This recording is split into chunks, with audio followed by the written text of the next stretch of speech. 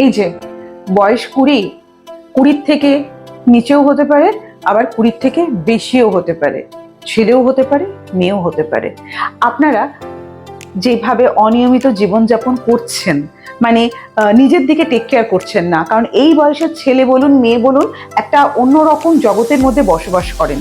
তারা মনে করেন যে এই বয়সটাই আপনাদের সারা জীবন থেকে যাবে, কিন্তু দেখতে দেখতে চোখের সামনে থেকে এই বয়সটা কিন্তু পেরিয়ে যাবে।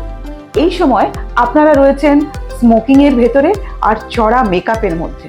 আপনাদের স্কিনে আপনারা করছেন চড়া মেকআপ আর স্মোক করছেন, ড্রিঙ্ক করছেন, নানা রকম অনিয়মিত জীবনযাপন করছেন, যেটা কিন্তু আপনাদের প্রভাব পড়ছে স্কিনের ওপরে, হেয়ারের ওপরে। এমন একটা সময় আসবে যখন এই 20 থেকে 25 বা 18-19 এই বয়সটা পেরিয়ে যাবে, তখন কিন্তু আর এই দিনগুলো ফিরে পাবেন না। তখন কিন্তু স্কিন একেবারে খারাপ হয়ে যাবে, বুড়োটে হয়ে যাবে, হেয়ারও খারাপ হয়ে যাবে। কারণ অনিয়মিত জীবনযাপন আর স্কিনের ওপর আর্টিফিশিয়াল একটা গ্লো আনার চেষ্টা করি মেকআপ দিয়ে, সেগুলো কিন্তু আর তখন চলবে না, ভালো লাগবে না। আপনাকে চেষ্টা করতে হবে, বা আপনাদের চেষ্টা করতে হবে ইনার বিউটিটাকে বার করার জন্য।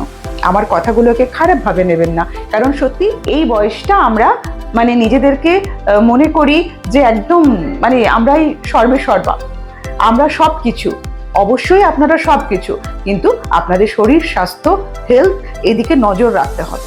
স্কিনে আমরা মেকআপ করে রোদে বেরিয়ে যাচ্ছি, হ্যাঁ, এই গ্লোরিয়াস যে মেকআপগুলো থাকে সেগুলো আমরা চড়া মেকআপ করছি আর সারাদিন ধরে শুধু স্মোক করে যাচ্ছি।